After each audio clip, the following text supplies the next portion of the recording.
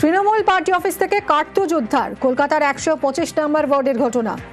প্রাক্তন তৃণমূল কাউন্সিলর ঘনিষ্ঠের বিরুদ্ধে অভিযোগ। রৌনক রয়েছে, আরো বিস্তারিত জানাবে রৌনক। কার বিরুদ্ধে অভিযোগ?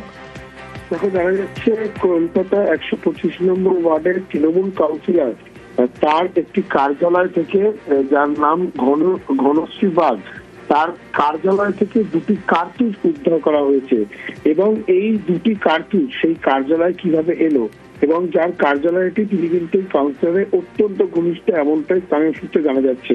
গতকালই স্থানীয়রা হঠাৎই সেই কার্যালয় ভেঙে ভেতরে প্রবেশ করে এবং সেখানে দেখা যায় যে দুটি কার্তুজ রয়েছে।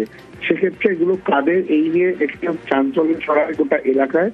ঘটনাস্থলে পৌঁছায় পুলিশ এবং তারপরে গিয়ে পরিস্থিতি নিয়ন্ত্রণে আনে। দুটি কার্তুজ ইতিমধ্যে উদ্ধার করা হয়েছে, কিন্তু এরকম একটি তৃণমূল কংগ্রেসের কার্যালয়ের ভেতর থেকে আগেও দেখা গেছিল যে ইন্ডিয়ান নদী থেকে আগ্নেয়াস্ত্র পাওয়া যাচ্ছে। সেক্ষেত্রে একটি পার্টি অফিসের কার্যালয়ের ভেতর থেকে কিভাবে এই কার্তুজ উদ্ধার হয়, এই বিষয় নিয়ে কিন্তু ইতিমধ্যে পুলিশ তদন্ত নেমেছে। গোটা বিষয়টি খতিয়ে দেখা হচ্ছে, কোথা থেকে এই কার্তুজগুলি এলো এবং এগুলি আদতে কার, গোটা বিষয় কিন্তু খতিয়ে দেখছে পুলিশ। ধন্যবাদ রৌনক।